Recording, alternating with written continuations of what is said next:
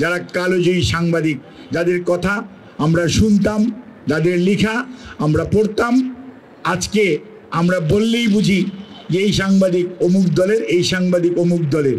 কিন্তু সাংবাদিকের রং দেখা উচিত ছিল না, আমাদের দেখা উচিত বিড়ালটা ইঁদুর ধরতে জানে কি না। কিন্তু আমরা দলবাজি করতে করতে এমন একটি পর্যায়ে আমাদেরকে নিয়ে গিয়েছি, নিচে নামিয়েছি যে এখন আমরা অমুকের সাংবাদিক, অমুকের সাংবাদিক। মানুষের, জনগণের যে সংবাদপত্র, জনগণের যে সাংবাদিকতা, সেটা অনুপস্থিতির কারণেই প্রেস ক্লাবের এই করুণ অবস্থা হয়েছিল। অনেক প্যান্ডেল ভাঙতে দেখেছি এখানে, ভাঙা প্যান্ডেলেও আপনারা কর্মসূচি করেছেন, সেটাতেও আমরা উপস্থিত হয়েছি। এটা হচ্ছে কষ্টের দিক। আর আনন্দ হচ্ছে এই, যারা এগুলো করেছে তারা আজকে কোথায়, তারা আজকে কি আছে? তারা কিন্তু খুব নিচে নিচে বলেছিল ওনারা যায় না, ওনারা পালায় না, কিন্তু তাদের নেত্রীর অবস্থা আমরা দেখেছি। ঠিক লক্ষণ সেনের মতো বাংলাদেশের ইতিহাসে দ্বিতীয় উদাহরণ স্থাপন করেছেন উনি। আমি নাম নিতে চাই না। কাজেই এই বক্তব্যে যাওয়ার আগেই অত্যন্ত শ্রদ্ধার সঙ্গে স্মরণ করি সাংবাদিক রুহুল আমিন গাজী ভাইকে, যে মানুষটি বিগত 17 বৎসর যত আন্দোলন সংগ্রাম হয়েছে এই প্রেস ক্লাব চত্বরে, এই রাজপথে এবং যেখানেই হোক না কেন, সব সময় যাকে একটা মানুষকে আমরা সব সময় পেয়েছি। আমি মাঝে মাঝে পালিয়ে থেকেছি, কিন্তু গাজী ভাই কিন্তু ছিলেন। এখানে অনেক সাংবাদিকরা আছেন যারা ছিলেন। কাজেই যে 5 জন এই 36 জুলাইয়ের প্রোগ্রামে শাহাদত বরণ করেছে সাংবাদিক, সেই সাথে আরও প্রায় 59 জন সাংবাদিক সাগররনী সহ গত 15.5 বৎসরে শাহাদত বরণ করেছে স্বৈরাচারের থাবায়। তাদের সবার বিধিহি আত্মার মাগফিরাত কামনা করি। সাইদ সহ অনেক সাংবাদিক কারারুদ্ধ হয়েছেন, এখানে অনেকেই আছেন, এবং অনেকে অসুস্থ হয়েছিলেন, অনেকে আহত হয়েছিলেন। আজকে এখন তারা এখানে উপস্থিত, এবং অনেক কি করুণ জীবনযাপন করেছেন। রিজভী ভাই কিছুটা বলেছে, কিন্তু সত্যিকার অর্থে আমাদের ভারপ্রাপ্ত চেয়ারম্যান অনেকের পাশেই দাঁড়িয়েছেন, কিন্তু তারপরেও এখানে আরও অনেকেই আছে বিভিন্নভাবে এই সমস্ত সেই নিপীড়িত সাংবাদিকদের পাশে দাঁড়ানোর চেষ্টা করেছেন। সর্বোপরি তাদেরকে আমরা ধন্যবাদ জানাই।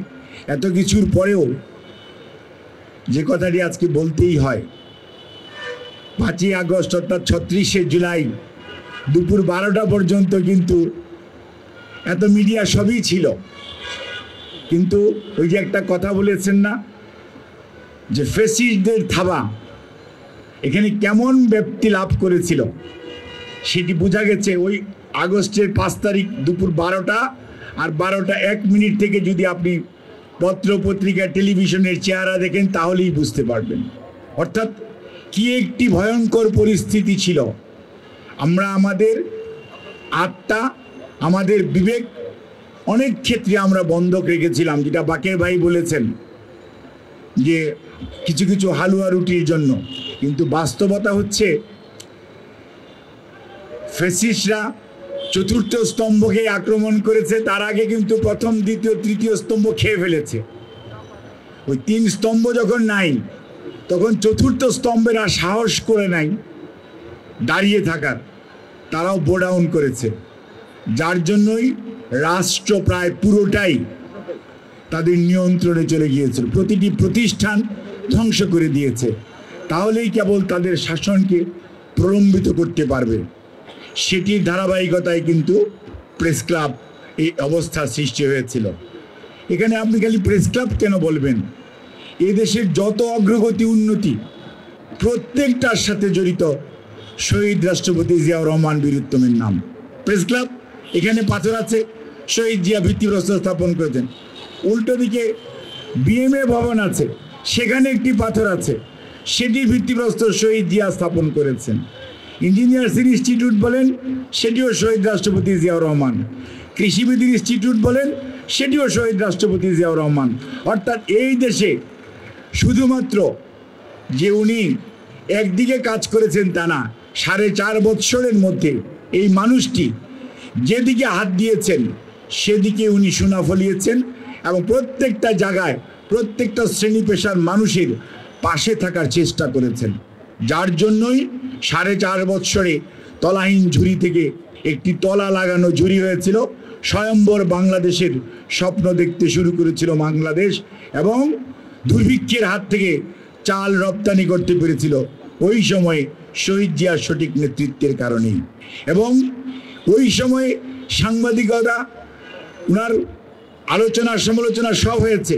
আজকে যে সমস্ত সাংবাদিকের নাম বললেন, যারা কালোজয়ী সাংবাদিক, যাদের কথা আমরা শুনতাম, যাদের লেখা আমরা পড়তাম, আজকে আমরা বললেই বুঝি যে এই সাংবাদিক অমুক দলের, এই সাংবাদিক অমুক দলের। কিন্তু সাংবাদিকের রং দেখা উচিত ছিল না, আমাদের দেখা উচিত বিড়ালটা ইঁদুর ধরতে জানে কি না। কিন্তু আমরা দলবাজি করতে করতে এমন একটি পর্যায়ে আমাদেরকে নিয়ে গিয়েছি, নিচে নামিয়েছি যে এখন আমরা অমুকের সাংবাদিক, অমুকের সাংবাদিক। মানুষের, জনগণের যে সংবাদপত্র, জনগণের যে সাংবাদিকতা, সেটা অনুপস্থিতির কারণেই প্রেস ক্লাবের এই করুণ অবস্থা হয়েছিল। কাজে এখনও যারা আপনারা এই ডিউজে বিএফইউজে প্রেস ক্লাব, আমাদের একটি মাত্র চিন্তা ভাবনা হওয়া উচিত, যেমনটি আমাদের ভারপ্রাপ্ত চেয়ারম্যান সবসময় এখন বলছেন, দেশের মানুষের পাশে যান, দেশের মানুষের কথা বলেন, বিরোধী দলের কথা না, দেশের মানুষের আশা আকাঙ্ক্ষার লেখাটাই হচ্ছে সাংবাদিকতার কাজ এবং সেটি হতে হবে। তাহলেই আপনারা ওই ইয়াস কামাল ভাইকে পাবেন, মইনুল হোসেন সাহেবের মতো কলামিস্টকে পাবেন। তাহলেই দেখা যাবে যে আপনার যে আমাদের এনায়েতুল্লাহ খানের মতো সাংবাদিকদেরকে পাবেন। তখনই বাংলাদেশ সত্যিকার অর্থে আবারও তার যে ঋত গৌরব সেটি ফেরত পাবে।